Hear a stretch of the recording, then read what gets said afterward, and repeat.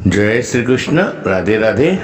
રાધે સત્સંગમાં સત્સંગનું રસપાન કરતા બધા જ આત્મીયજનો શ્રી વલ્લભની પ્રેરણાથી પ્રેરાઈને રાધે સત્સંગમાં આજે આપણે જોઈએ કે સેવા એ ભક્તિમાં કઈ રીતે પરિણમે.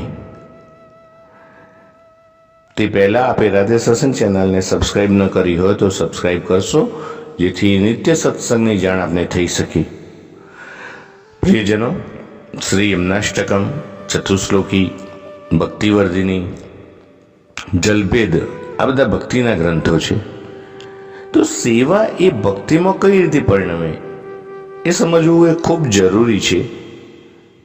તો ભાવ શબ્દના રૂપમાં ભક્તિને સમજવી.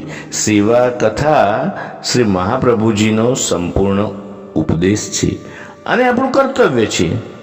ગુપ્તાનંદ જીવમાં આનંદ ગુપ્ત સ્વરૂપે રહેલો છે, એટલે કે આનંદરૂપી અગ્નિને સેવા કથા દ્વારા પ્રજ્વલિત કરવો પડે.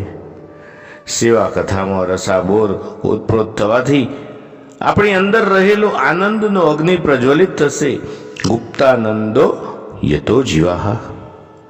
જગતમાં આનંદને ગોતવા સેવા કથા જ મુખ્ય વસ્તુ છે. આપણા મન ઇન્દ્રિયોને તેમાં જોડવાની છે. નિરાનંદો જગત્યતો. શ્રી મહાપ્રભુજીએ આનંદ તો વૈષ્ણવને ઘરમાં જ પધરાવી દીધો છે. આનંદરૂપ શ્રી કૃષ્ણ જ છે. આનંદની પ્રાપ્તિ બહાર મળશે નહીં. આનંદરૂપ શ્રી કૃષ્ણની લીલા કથાનું શ્રવણ કીર્તન સ્મરણ નિત્ય કરવું જોઈએ. વ્રજાધીપ શ્રી કૃષ્ણની સેવા પુષ્ટિ માર્ગીય વૈષ્ણવ માટે કર્તવ્ય રૂપ છે. સેવામાં સ્નેહ ભરે ને ત્યારે તે ભક્તિ કહેવાય. સંપૂર્ણ સ્નેહ ભગવાનમાં જાગૃત થવું જોઈએ. ભક્તિ એ સ્વતંત્ર પદાર્થ છે. ભગવાન ભક્તિનું દાન કરે તો થાય. તનુ વિત્તજા સેવાનો શરૂઆતનો વિચાર છે. તનુ વિત્તજા તે અહંતા મમતા છે. મારા ઘરમાં મારી અહંતા મમતાથી સેવા કરવાની છે. તનુ વિત્તનો ગૂઢાર્થ સેવામાંથી હું પણ જતું નથી. હું અને મમ એ બંને સેવામાં લગાડવાથી ભક્તિની પહેલી લાઈન પકડાશે. હું પણ દેખાતું નથી. હુંનું મૂળ સ્વરૂપ દેહ છે, મમનું સ્વરૂપ ધન છે. તો ચિત્તનું ભગવાનમાં પ્રવણ થવું અને મન સેવામાં કેમ લાગતું નથી? તો તન મન ધનની જ આ રમત છે. તનુવિત્તજાથી આપણી અહંતા મમતાને ભગવાનમાં જોડવાની છે. આપણે આખો દિવસ તન અને ધનમાં જ દેહને ઘસીએ છીએ. ભક્તિના 4 સ્ટેપ આપણા શ્રી મહાપ્રભુજીએ બતાવ્યા છે. સૌ પ્રથમ તો અહંતાને ઝુકાવવી, મમતાને વારવી, માનની અપેક્ષા છોડવી અને અહંકારને ધારણ કરવો નહીં. તો અહંતાને ઝુકાવવી ભગવાનને નમન કરવાનું છે. અહંતાને ઝુકાવવાનો મંત્ર દાસોહમ શ્રી કૃષ્ણ તવાસ્મી.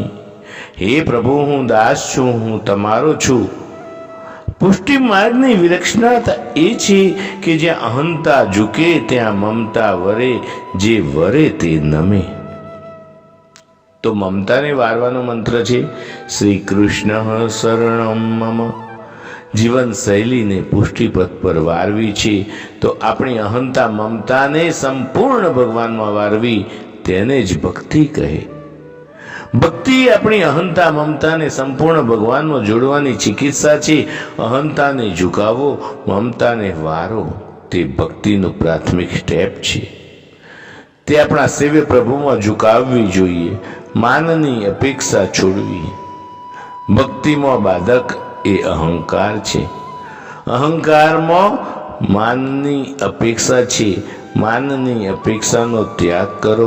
મનનો અહંકાર ભગવાનમાં ક્યારેય ઝૂકવા નહીં દે. માનની અપેક્ષા વાળા હંમેશા અહંકારી હોય છે.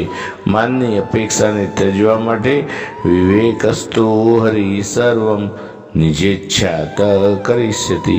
અહંકારને ક્યારેય પોષવો નહીં. અહીં કે પાર લોકે ચ સર્વથા શરણમ હરિ. તેવી ભાવનાને મનમાં દ્રઢ કરવી, જેથી માનની અપેક્ષા ત્યજી શકાય. તો અહંકારને ધારણ કરવો નહીં. હું છું તો છું, તેને ધારણ કરવો નહીં. હું પણાનો ત્યાગ કરવો નહીં, તેને દાસો અમથી ધારણ કરો. હે પ્રભુ, હું તમારો દાસ છું. તે ભક્તિનું પહેલું સ્ટેપ છે. અહંતાને ઝુકાવવી, મમતાને વારવાની પ્રક્રિયા એ જીવનમાં વણાઈ જાય તો ચિત્તનું પ્રભુમાં સમર્પણ થઈ જાય. ભક્તિ અતિ સૂક્ષ્મ છે. અહંતા મમતાને ભગવાન સાથે જોડીને ચાલવું, અહંતા મમતા જોડવા માટેની પ્રક્રિયા એ પુષ્ટિ સાધનામાં તનુ વિત્તજા દ્વારા વણી લીધી છે. પ્રિયજનો, આ સાથે આજના સત્સંગને શ્રી વલ્લભના ચરણોમાં સમર્પિત કરી અત્રે વિરામ લઈએ. ફરી મળીશું રાધે સત્સંગમાં નવા સત્સંગ સાથે. જય શ્રી કૃષ્ણ. રાધે રાધે.